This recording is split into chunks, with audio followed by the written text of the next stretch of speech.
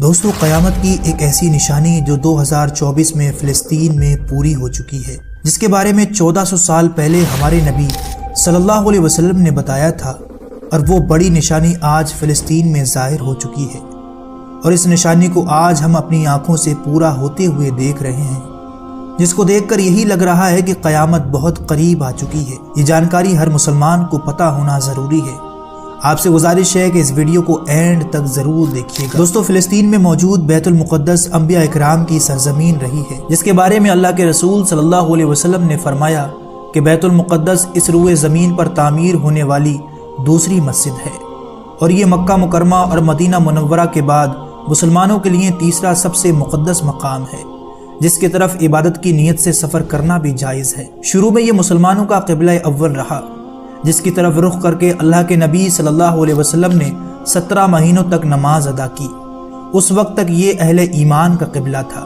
اس سے صاف ہوتا ہے دوستو کہ بیت المقدس سے اللہ کے نبی صلی اللہ علیہ وسلم کو بے انتہا محبت رہی، لیکن ساتھ ہی اس کے بارے میں یہ بھی کہا جاتا ہے کہ یہ وہی مقدس مقام ہے جہاں سے قیامت کی بڑی نشانیوں کا آغاز ہوگا، جس میں قرب قیامت کی ایک نشانی بیت المقدس پر یہودیوں کا قبضہ ہونا ہے۔ لیکن اللہ کے نبی نے آج سے 1400 سال پہلے بیت المقدس کے بارے میں جو قیامت کی نشانی بیان فرمائی تھی، وہ آج اس دور میں تقریباً پوری ہو چکی ہے، جس کے بعد دجال کا ظہور ہو جائے گا۔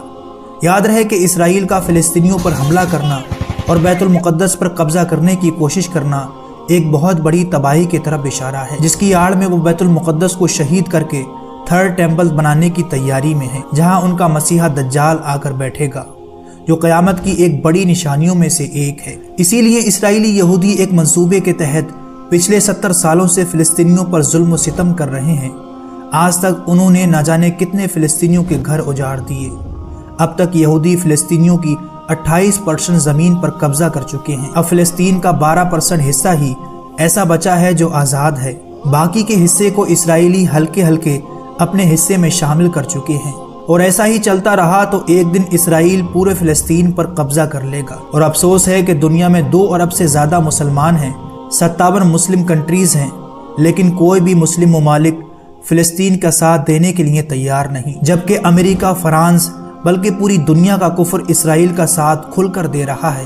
لیکن مسلمان اتنا طاقتور ہونے کے باوجود کمزور کیوں ہے؟ یہ سب قیامت کی اس بڑی نشانی کی طرف اشارہ ہے جو اس سن میں فلسطین میں پوری ہو چکی ہے۔ اللہ کے نبی صلی اللہ علیہ وسلم نے ان حالات کے بارے میں 1400 سال پہلے بتایا تھا، اور وہ پیشن گوئی کی تھی جو آج پوری ہو گئی۔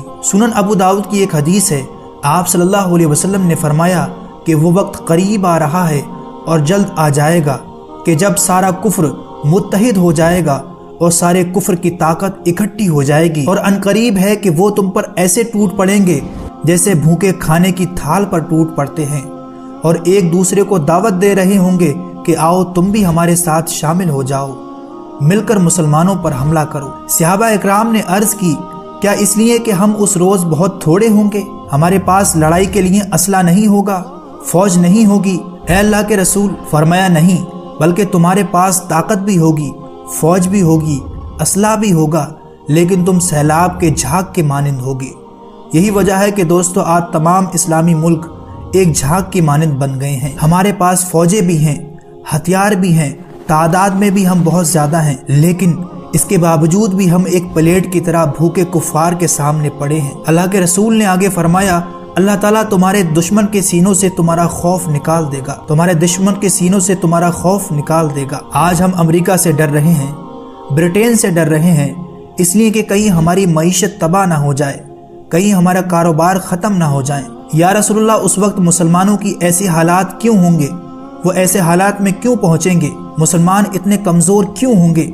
آپ صلی اللہ علیہ وسلم نے فرمایا، وہ دنیا سے محبت کریں گے اور ان کے دل میں موت کا ڈر ہوگا۔ یہی وجہ ہے دوستو کہ اللہ تعالیٰ نے ظلم کے خلاف جہاد کرنے کا حکم دیا۔ اسلام کا ایک حصہ جہاد ہے، لیکن ہم نے جہاد کو چھوڑ دیا کیونکہ ہمیں موت سے نفرت ہو گئی ہے، ہم دنیا کی محبت میں کھو گئے ہیں۔